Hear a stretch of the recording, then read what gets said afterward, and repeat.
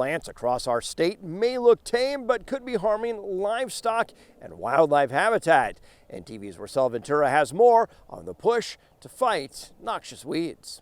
The state of Nebraska has 12 different noxious weeds that need to be regulated due to the destruction and harm they can cause to our lands.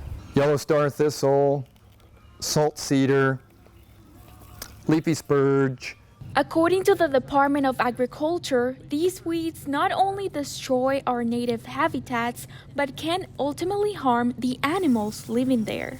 They can take over your land, definitely reduce the carrying capacity of the land, and so less cows can graze that land. They'll root out, they'll take over a pasture like leafy spurge. Cows don't like it. They'll eat around it. Once that takes over, then there's not a whole lot of grass for livestock to eat.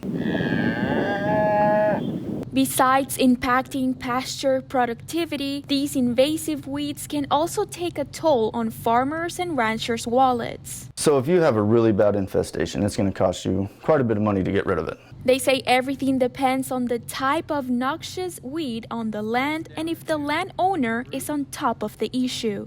We always say early detection, rapid response. When the spot is little, the cost to control it is minimal compared to spraying hundreds and hundreds of acres. If you just let it go, then you're sitting there spraying year after year after year, spending anywhere from $3,000 to $5,000. This is what leafy spurge looks like in a field situation. Especially if you're dealing with leafy spurge. Schultz and Stubbs said is one of the most common noxious weeds in Nebraska pastures. It's got a root system that goes 20 to 50 foot deep, and so the cost of the herbicide is going to be a little bit higher, and so you could be looking at $25 to $35 an acre for cost of herbicide on that particular weed. Schultz and Stubbs say farmers spending a lot of money to get rid of these weeds can impact consumers as well. These chemicals are not your 2,4-Ds or your dicambas.